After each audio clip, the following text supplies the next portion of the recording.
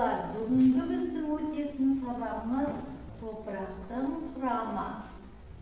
Оқу мақсаттары: топырақтың негізгі құрамын зерттеу. Құм, саз, өсімдіктер мен жануарлардың қалдықтары, су, ауа. Экспериментті жоспарлау және жүргізу. Балалар, топырақтың өсімдік пен жануарлар тіршілігіндегі адам өмірінде алатын орны.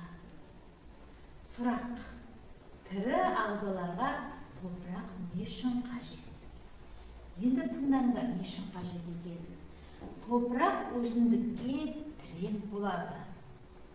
Оны сумен, қоректік заттармен қамтамасыз етеді. Топырақ және оның құрылымы, құрамы, қасиеттері және таралу заңдылықтары, түзілуі, табиғаттағы орны, экологиясы, тиімді пайдалану мен жақсарту жолдарын топырақтану ғылымы зерттейді.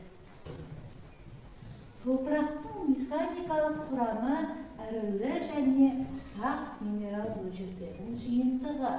Топырақтың механикалық құрамы әртүрлі болады. Біріккіш топырақ болады және бірігуі нашар топырақ болады.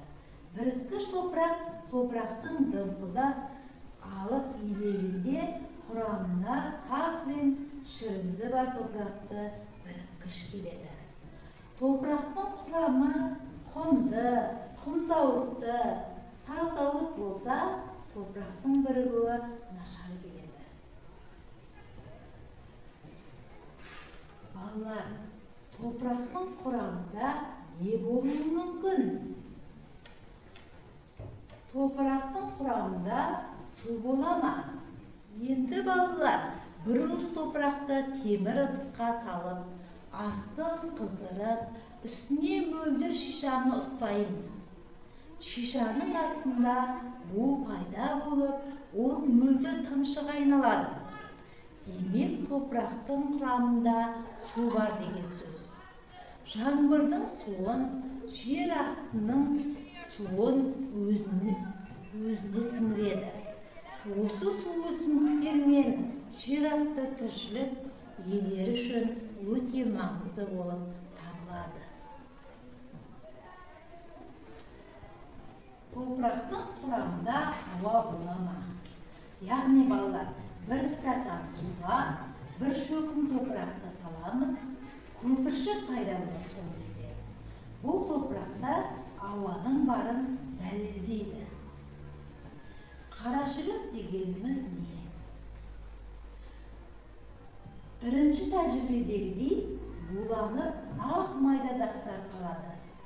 Бұл суда еріп, кепкен минералды тұздар бір уыс топырақты бір стаканға салып, тұндырып қойса, ең астыңғы қабатынан саз пайда болады. Құм, қара топырақ пайда болады. Яғни саз, құм, одан қара топырақ пайда болады. Шұбалшының қандай пайдасы бар?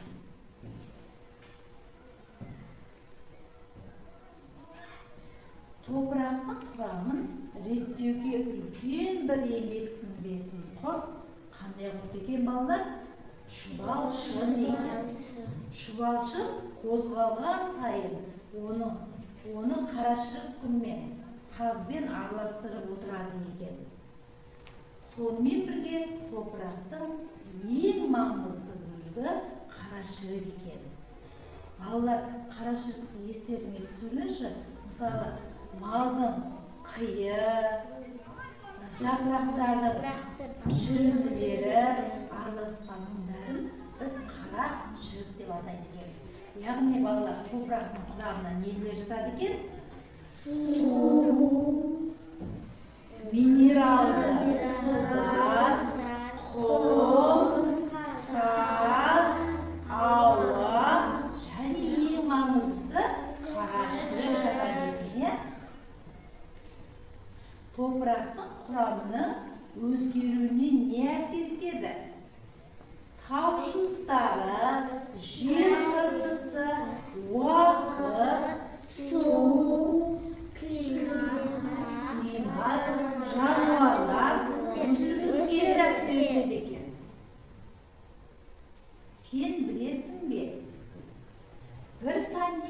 топырақтың қозғалуына шамамен топырақтың құрамында ауа бола ма? Яғни балалар, бір стакан суға бір шөкім топырақты саламыз, көпіршік пайда болады сол кезде. Бұл топырақта ауаның барын дәлелдейді. Қарашірік дегеніміз не? Бірінші тәжірибедегідей буланып ақ майдадақтар қалады. Бұл суда еріп, кепкен минералды тұздар бір уыс топырақты бір стаканға салып, тұндырып қойса, ең астыңғы қабатынан саз пайда болады. Құм, қара топырақ пайда болады. Яғни саз, құм, одан қара топырақ пайда болады. Шұбалшының қандай пайдасы бар?